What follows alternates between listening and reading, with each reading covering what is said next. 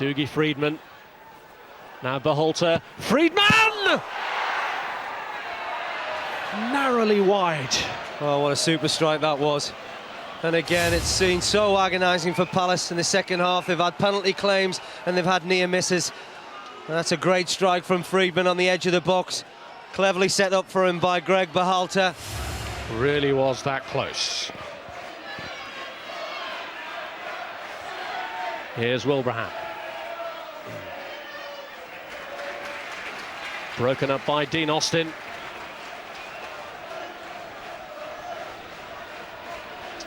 Well, some seem already to have accepted the inevitable.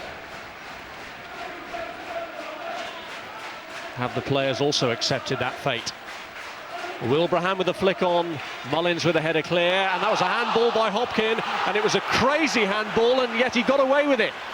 That could have been so costly. This is Dougie Freedman. And he's gone right the way through! Would you believe it? It's a goal for Dougie Freedman that could mean survival for Crystal Palace. It's a controversial goal because there was a clear handball at the other end from David Hopkin, but you can feel the relief from Stockport to Selhurst Park, and all of a sudden Huddersfield are in big, big trouble. Well, we talked about crucial handballs in this second half, Rob, and they don't come any more crucial than this. David Hopkin on the edge of the box. What made him and possessed him to handle the ball in the way that he did on the edge of the box, and so fortunate for him then that they break away. There you can see clear claims, but Freedman, when he's in this type of mood, when he goes at defenders, at times there's no one better. Clever feet, and what an excellent finish. He had half a chance moments earlier where he fired it just wide of the mark, but this time he was going to make certain, and that's exactly what he did, much to the joy of that man there. Well, he'll be wanting the job full-time, won't he? They may give him the job full-time. Dougie Freedman, 11th goal of the season. He'll never have scored a more crucial one. Simon Jordan and everyone else now will want to be kept in touch with events at the McAlpine Stadium.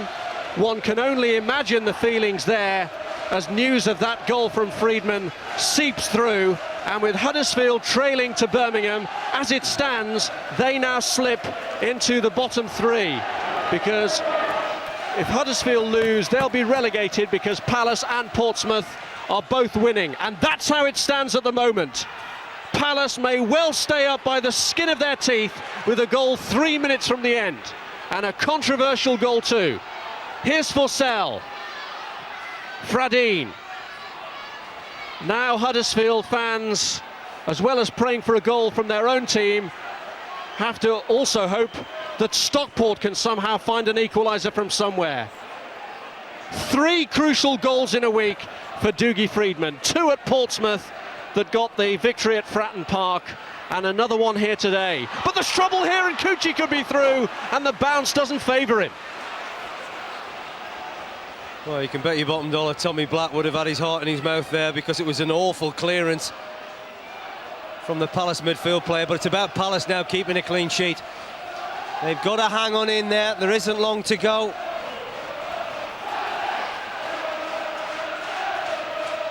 Well, the wait for Crystal Palace could be agonising, because those Palace fans who've had radios pressed to their ear may well need to do so for a long period at the end of this game. We understand the second half kicked off 4.5 minutes later than this one. And of course, if Huddersfield were to get a draw, were to get an equaliser, then they would be safe, and well, 1 goal win wouldn't be enough for Palace, unless, of course, Barnsley were to pull one back against Portsmouth. They are aware of what's going on down there. There's a radio on the bench. On a day riddled with tension, Steve Kember's dreams may come true. He may not admit it publicly, but I'm sure he would like the job full-time to correct the wrongs of the 81-82 season, when he did it in a caretaker capacity, went away on holiday at the end of the season, and came back to find that Alan Mullery had been appointed in his place.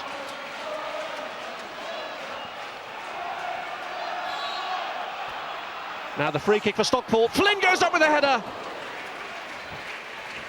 Well, that's a great opportunity, that. I talked about free kicks and throw-ins. They are a threat, especially Mike Flint. Well, more drama at the McAlpine Stadium. Huddersfield are trailing, but Ian Bennett in the Birmingham goal has just produced a magnificent save to keep the score at 2-1 to Birmingham. So the Birmingham goalkeeper playing his part in, as it stands, keeping Palace in this division. Just look at the Palace bench. It's absolutely incredible scenes at the moment. You know, people talk about, why do you come into this game? Well, you come into it, believe it or not, to experience things like this. It might not look it at the moment. They have to be absolutely certain that Huddersfield are going to lose as well. Otherwise, this victory as it stands will not be enough. What a day of emotional roller coasters for players, managers, and particularly for the fans who are so in touch and so aware of everything, all of the permutations. They're just moving into injury time now at the McAlpine Stadium. As Smith misses the header, Kalinko slipped! And he's recovered his footing in time to save the day. That is unbelievable. Absolutely unbelievable.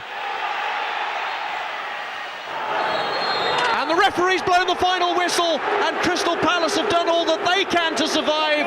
They've got the win thanks to Dougie Freedman's goal 3 minutes from time, and now they've got to go off and wait and hope that Huddersfield lose their match against Birmingham. They are trailing by 2-1. Milan Mandaric, the Portsmouth chairman, is hoping and praying to. It looks as though they have done enough to survive with their 3-0 victory, but everyone is hoping and waiting on the final score at the McAlpine Stadium. Palace feel they've done enough to save their skins, but it all hinges on that result in Yorkshire. Oh, it's incredible, isn't it? Just look at that, the emotion, how it affects everybody. Players, managers, fans, even commentators like ourselves, and Graham Ricks, who's been in the game a long time now, celebrating down at Fratton Park. There's still anxious scenes here at Crystal Palace. They're wondering whether the game at the McAlpine Stadium is over. But Portsmouth, well, they feel and know that they're safe. Yes, Portsmouth are safe whatever happens, because even a 1-0 victory against a 3-0 victory for them is enough. But for Palace supporters, the wait goes on. We saw Ian Bennett earlier making a fine save, and you can bet that Huddersfield will be aware of what's going on here.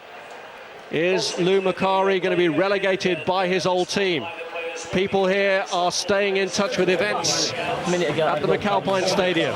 They're in the dressing room, elated at their victory, but still not sure that their First Division futures are safe.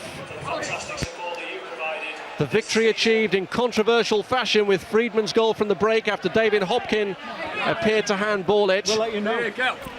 There was tension in there before the game, and now they want a bit of collective team spirit to wait and settle and just hear exactly what goes on in that match between Huddersfield and Birmingham. Huddersfield trailing by 2-1, Birmingham leading twice thanks to Curtis Woodhouse. And surely Palace and Portsmouth will be sending champagne to Birmingham and Woodhouse if his goals help to keep them up. But they're listening to their radios with increased anxiety here. Will it be Huddersfield's 6-year reign in this division that comes to an end? Just hope their batteries don't fail on the radios.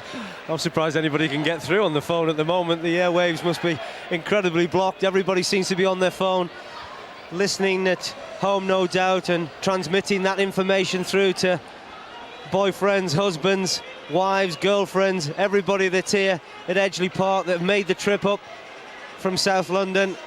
Well, it could be happy scenes going down that M6 this evening.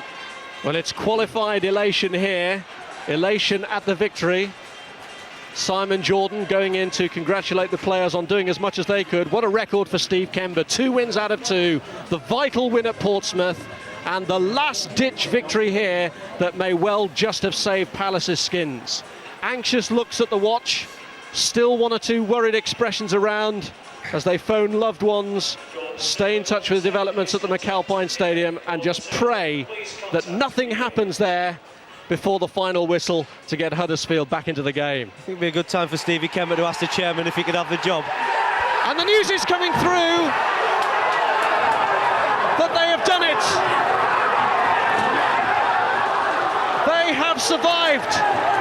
But at the McAlpine Stadium, it is Huddersfield who have been relegated. They have been defeated by Birmingham City, and Palace's one-goal win here proves to be enough.